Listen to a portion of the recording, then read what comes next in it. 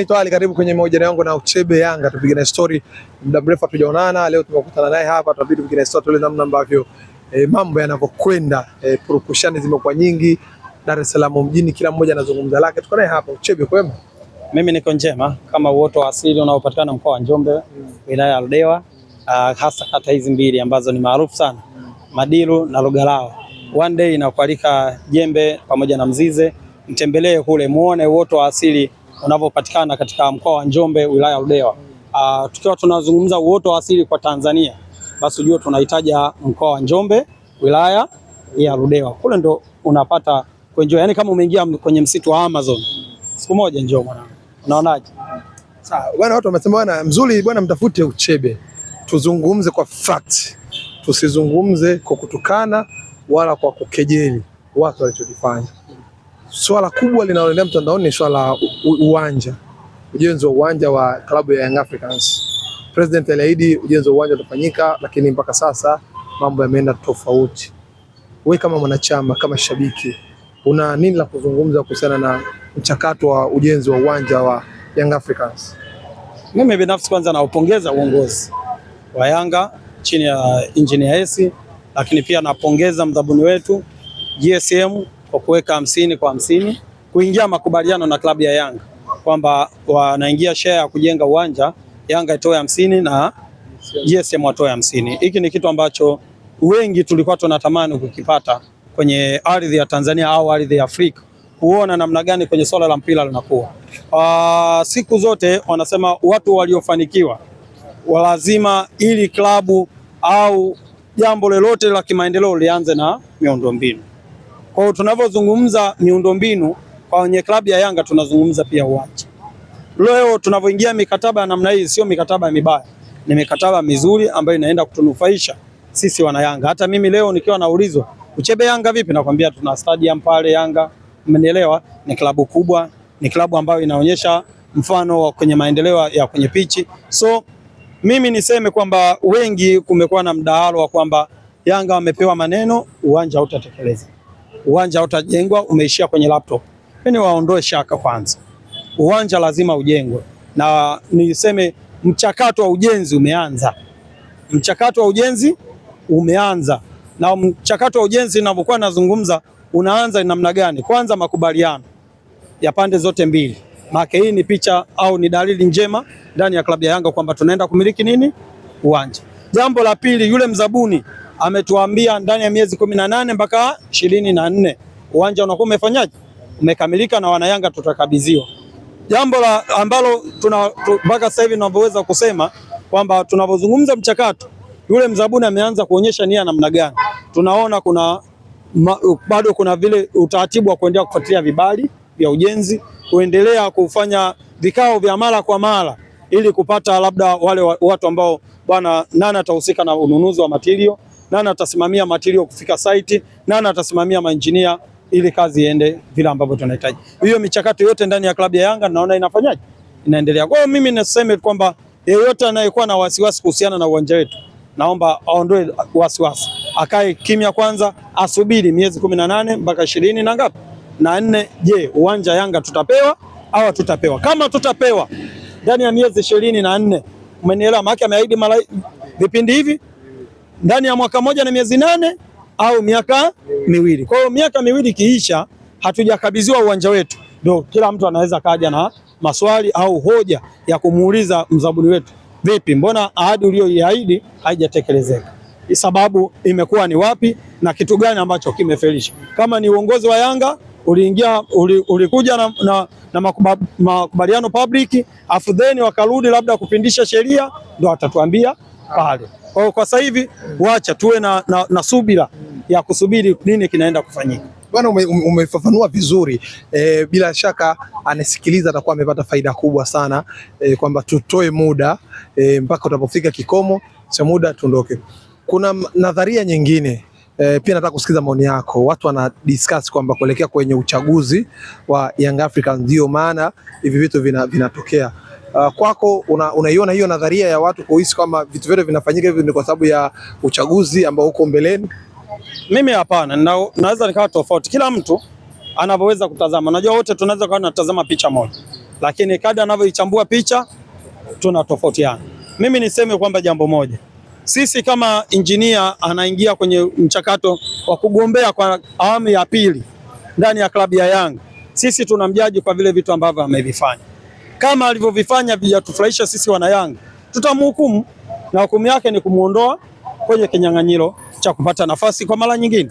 Lakini kama wana Yanga ametuconvince kwa kile kitu ambacho Yanga tulikuwa tunahitaji, tumevipata kutoka kwake. Baadhi ya ahadi ambazo aliziahidi, unajua siku zote unavyoahidi ahadi huwezi kutekeleza zote 100%. Hiyo ni never. Hakuna binadamu wa namna hiyo. Ili uweze kuwa binadamu kamili lazima uwe na mapungufu. Ndio sifa ya mwanadamu halisi. So leo hii tukiangalia katika vitu ambavyo Engineer Hersi alivyoahidi kwenye mchakato wake kwamba ndani ya uongozi wangu nitafanya 1, 2, 3. Umenielewa? Kama yote hajatekeleza maki atakuwa lazima tupishe. Hatuna sababu ya kusema kwa sababu umetupa ahadi nyingine ya kuvutia lazima tukupe. Umenielewa bwana? Sisi tunakujaji katika 1, 2, la 3, la 4, la 5. Hakuna hata moja ulilofanya. Sisi tukuendee kupa muda wa nini? Uvumilivu wa nini? Uendee kutuchelewesha maendeleo ya nini? Klabu inahitaji maendeleo ya haraka, tufike pale tunapotaka.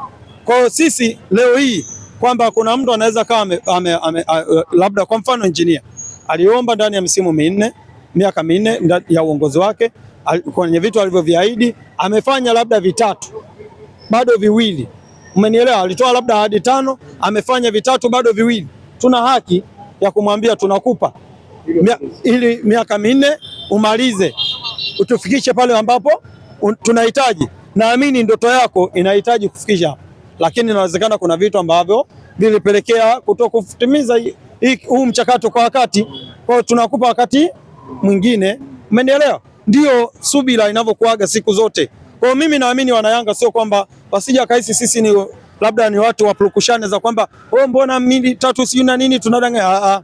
Sisi tunaenda kwa hoja. Vitu alivyotuahidi vingapi vimetekelezwa na vingapi havijatekelezwa. Na sio kwamba labda kwa sababu anahitaji kugombea tena basi lazima wapo wengi. Unafikiri kwamba huu mchakato wa kugombea huu msimu hii miaka 4 mingine hii awamu ya pili hatakuwa na upinzani? Upinzani utakuwepo, lakini tunachokuja kupima ni uzito wa hoja. Umenielewa? Sera za mtu ndio ambazo zitamfanya awepo madarakani, kwamba huyu sera yake ya miaka 4 aliyoifanya amefanya kitu gani, na je anachotaka kuja na sera ipi ya msimu mpya ambao ndani ya klabu itakuwa na impact. Mwingine anaweza kaa anataka tu kunyang'anyana tu aonekane amebeba legacy ya kwamba aliwahi kuwa kiongozi ndani ya klabu ya Yanga, kwa sababu unavyozungumza Yanga ni taasisi kubwa, ni taasisi ambayo inaweza kukupa sifa katika hii nchi. Umenielewa? Sisi hatuhitaji tu mtu ambaye anataka kutengeneza legacy. Tunahitaji mtu anayeenda kufanya vitu kwa uhalisia. Umefafanua vizuri. Uchebe, kuna nadharia nyingine, watu wanaamini Diarra ni mkubwa kuliko Yanga. Kauli hii kwako unaitafsiri vipi, na ukitizama unaona ukubwa wa Diarra ni mkubwa kuliko klabu yenu ya Yanga Afrika? Hapana, mimi siwezi kukubaliana kwamba kusema Diarra ni mkubwa kuliko Yanga. Ila Yanga ni kubwa kuliko nini? Tunavyozungumza Diarra ni mkubwa kuliko Yanga, make yeye alikuwepo kabla. Umenielewa? Au amefanya vitu vikubwa kuliko taasisi. Make kwamba kwa mfano leo tuseme Yanga labda ingekuwa toki imeanzishwa. Umenielewa? Toki imeanzishwa haijawahi kuwa bingwa. Umenielewa? Ila yeye alipokuja ameifanya Yanga kuwa mabingwa. Umenielewa? Amebadilisha, ndio tunaweza kusema labda kupitia yeye kuna kitu ambacho amekifanya positive. Yaani tuseme kama tunavyozungumza man of the match kwenye game. Man of the match ni nani? Man of the match ni mtu anayeenda kubadili matokeo. Umenielewa? Dhidi ya mpinzani wake na timu yake inapata matokeo mazuri. Ndio yule ambaye tunaita man of the match. Make game changer. Player ambaye amebadilisha. So tunapokuja kwenye klabu ya Yanga, kwani Diarra ndio golikipa wa kwanza kufanya vizuri? Make walikuwepo magolikipa, ila kwa kipindi chake yeye ndio tunaweza kusema amefanya vizuri. Umenielewa? Lakini sio kwamba yeye ndio anaweza kawa mkubwa kuliko klabu. Is never. Issue ya nidhamu maana ndio logic. Mimi nafikiri swala la nidhamu siku zote kila mtu tunatofautiana. Swala la nidhamu kila mtu tunatofautiana. kwamba kuna jambo moja nikizungumza hivyo, hata kwenye familia kuna mtoto ambaye yeye anataka kuonekana ndio kila kitu pale nyumbani, alafu kuna mtoto yeye anaweza kaa ndio kila kitu lakini hayuko front. Umenielewa? Kwa ni vitu ambavyo swala la nidhamu ni jingine na ukubwa wa klabu ni jingine. Kwa swala la nidhamu sisi tutajua namna gani ya kumrekebisha kwamba bwana, hii klabu ina miiko 1 2 3 na wewe unatakiwa ufanye 1 2 3. Usipofanya 1 2 3, sisi sidhani kama unakuwa umefiti kwenye klabu yetu. Umenielewa? Kwa swala la nidhamu ni swala jingine. The same kwamba Simba mmemwona walimleta Soa, tulimleta hapa pia Yanga Bernard Morrison, Simba wakamchukua. Nini kilikuja kutokea? Kwamba wale nidhamu zao ndio zinafanya waonekane wakubwa kuliko Simba. Ni swala ambalo haliwezekani. Kwa swala la nidhamu ni vitu viwili tofauti na ukubwa wa klabu. Sawa. Bwana Uchebe, tuzungumzie kuhusiana na Iliza. Imewasili, mliwasema sana, mliwadhihaki, mliona jeruti aweze kufanya, kila mmoja alizungumza lake. Iliza imekuja, Simba wanayo na wanatamba nalo, na sasa liko kwenye branding, muda si mrefu litaingia barabarani. Kwako una nini la kuambia Simba kuhusiana na basi la Iliza, basi la Madrid, basi la PSG, basi la Arsenal? Maneno mengi yanazungumzwa. Mambo ni mengi kuliko muda, sio? Mimi niseme jambo moja kwamba unajua kuna kitu kimoja wanasema, kizuri kisifie na kibaya kikosoe. Umenielewa? Unapokuwa unasifia sio kwa nia mbaya au kwa nia kwamba ni kizuri sana, inawezekana kwa wakati huo ndio kinaweza kipo kwenye piki, lakini unapokosoa pia, umenielewa, unakosoa kwa nia njema. Umenielewa? Sio kwa nia mbaya tu kwamba labda umeamua kukosoa. Mimi niseme jambo moja, kwa klabu kubwa kama Simba ambayo imetuonyesha kwenye swala la pitch inaweza kashika namba 5 kwa ubora barani, make ka compete na vilabu vikubwa na yeye akaweza kuonekana kwa Afrika, kwa Tanzania ndio klabu pekee ambayo imeweza kufika hiyo nafasi. Yanga hajafika, Azam hajafika, wala Mtibwa wala nani. Umenielewa? So tuangalie, tulilete kwamba Simba leo hii ya kuzungumzwa kuhusiana na vyombo vya usafiri, au tuzungumze Simba kwenye engo ya miundombinu. Ilitakiwa kwanza tujijaji kama Watanzania na tunaopenda mpira wa Tanzania hii. Umenielewa? Simba safari hii ilikuwa sio ya kuanza kuizungumza kwenye masuala la usafiri. Usafiri, masuala ya basi ni kitu cha kupita, ni kitu cha muda mfupi. Leo kinaweza kawepo, kesho uwezekana inatoka bandarini inataka iende kuzinduliwa au inaenda kwenye klabu ya Simba, akatokea mlevi mmoja na gari yake akaenda kapitia. Wataenda kuizindua? Wataenda kuionyesha kiwa mbaya? Umenielewa? Lakini unaweza ukasema uwanja leo Simba kimiliki uwanja wa kwao mzuri. Umenielewa? Kuna mtu anaweza akasema kwamba kuna mlevi amegonga pale, amebomoa uwanja, umepinda. Ni kitu hakiwezekani. Kwa leo tunachokuja kuzungumza, mimi binafsi, Simba sio ya kuanza kushindana kwenye Iliza, sio ya kuonekana imefanya progress ya maendeleo kwenye Iliza. Maana Simba kwa washavuka. Walishavuka. Sasa why leo Simba wanajishusha wenyewe? Yaani Simba wanajishusha wenyewe bila kujijua kwamba wao wanashuka kivipi thamani yao. Iliza timu ya kwanza kuleta Tanzania hapa ni nani? Wameleta Azam wana muda gani? 2021 Azam ameleta Iliza yake hapa Tanzania. Je, Iliza ya Azam imewapa ubingwa? Imewapa ubingwa? Hapana. Iliza ya Azam imewasaidia nini? Hamna chochote. Ndani toka 2021 Yanga ndio ameanza kuwa bingwa. Toka 2021 Azam analeta Iliza, Yanga anabeba CRDB, anabeba NBC. Sasa unajiuliza kwamba kumbe kuleta gari ni fashion tu. Ni sawa na mimi na wewe leo nikasema hizi nguo nimezichoka, nikaingia shop nikabadilisha, tabia inabaki. Umenielewa? Kwa hiyo mimi nachokifikiri, Simba angeleta gari labda wame leo ndo tungesema labda anaongoza ligi. Umenielewa? Na ana uhakika amemwacha gap la pointi nyingi dhidi ya Yanga, kwamba either ili basi linaweza likawa moja wameona hakuna sababu ya kusema watafute gari la kukodi, ila watumie gari lao wenyewe la kumiliki ili wafanyie parade. Labda ingeweza kuleta maana au inge make sense kwa watu ambao tunafuatia nini mpira, kwamba Simba wame develop kwenye swala la usafiri. Lakini kuleta basi pasipokuwa na ushindani wa kuwa bingwa, hilo basi lina faida gani? Kwani Simba amekuwa nafasi ya pili kwenye ligi, umenielewa? Yanga nafasi ya kwanza kwenye ligi. Yanga akatumia Costa, Simba akatumia Iliza, alafu anayetumia Costa bingwa, anayetumia Iliza hajawa bingwa. Nani mwenda wazimu? Nani anachekesha? Nani hayuko serious na swala la football?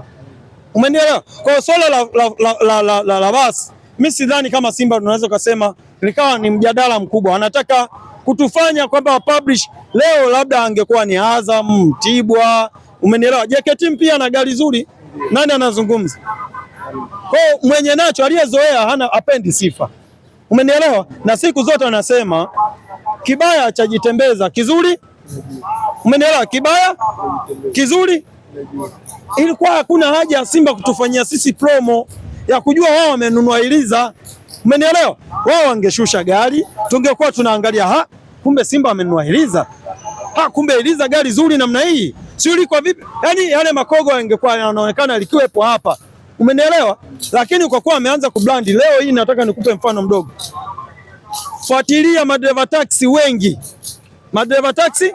wengi, kama akiona hana uhakika na chombo chake kukufikisha abiria unapotaka, lazima awe na story nyingi. Si unanielewa?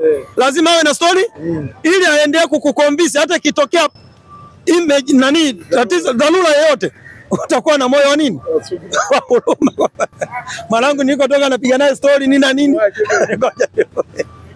Wao Simba anatafuta huruma, umenielewa, kwenye madhaifu walionayo, umenielewa? Kwa mimi swala la image ya gari, nadhani Simba kwanza wanajishusha brand yao, umenielewa? Wanajiondoa kwenye ramani ya kuonekana wao ni bora, watafute kitu kingine. Leo Simba the way walivyoanzishaga ile program ya kujenga uwanja Bunju, ile ndio ilinishtua mimi kama Uchebe Yanga, nikasema Simba wako serious kweli. Inawezekana Simba baada ya miaka kadhaa ikawa ni klabu moja tishio hapa barani Afrika, inaenda kumiliki uwanja wao, lakini mwisho wa siku ile programu ikaishia Instagram pamoja na Facebook, sio TikTok, umenielewa? Hata michango iliishia huko. Sielewi kama kuna account special ambayo ilikuwa inakusanya pesa zilizokuwa zikipatikana Instagram, sidhani. Kwa hiyo unakuja kuangalia kwamba Simba kwenye hii program wamechemka vibaya mno, tena sio kidogo, umenielewa? Leo Yanga ikiingia kwamba eti nimenunua basi alafu inataka kufanya promo za basi la timu, still tutakuwa tumejishusha hadhi. Tunaonyesha kwamba sisi sio wakubwa, bado tunashobwa na vigali. Iliza ya Simba hamna utofauti na mtu anayemiliki Paso. Iliza ya Simba hamna utofauti na mtu anayemiliki Paso, Corolla na nini, hizi gari ambazo mkuu wa mkoa alipiga stop kuingia Kariakoo. IST. Umenielewa? Leo gari ya Simba leo unajisifia eti unamwambia nimemnunulia mke wangu IST. Kila mtu sana kushangaa, ndugu yangu vipi? Wewe umetoka kijijini juzi nini? Yaani unaonekana kama mkinga kama mimi au mpangwa kama mimi. Umekuja jijini Dar es Salaam na mnunulia mwanamke IST, unataka mji mzima ujue.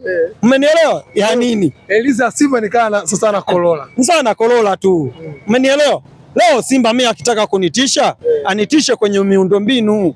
Umenielewa? Sio kwenye Corolla. Wewe bwana.